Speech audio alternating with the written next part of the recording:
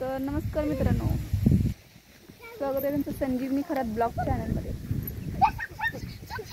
तुम्हाला गावाकडचं गार्डन शेतातलं किती मस्त आहे. हे गवत बघ किती मस्त उगवलं.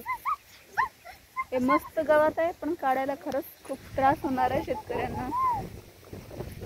आमचं चित्र बघा, आमच्यात पाक बुडून गेलं गवतात.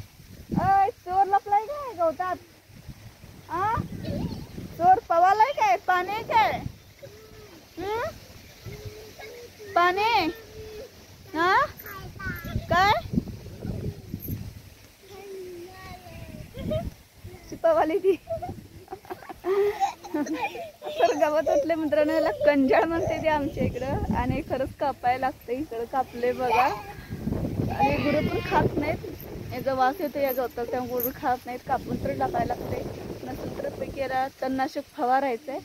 पण पाऊस चाललाय आणि पावसात धुवून पण जाते आणि परत उठून येते. उपसा येत नाही रानाला म्हणताना काही सकडे राहवलं नाही. जेवढं चांगलं गवत तेवढं गुरांना घेऊन गेले. पूर्ण रान धरून सगळं तेच आहे बघा, आणि एकदम लांब न बघितले की गार्डन सारखं दिसते. मस्त असं वातावरण वाटतं. काय त्रास असेल रे, त्यात बसला असेल एखादं पोलांट तेवढ्या खायला आहे.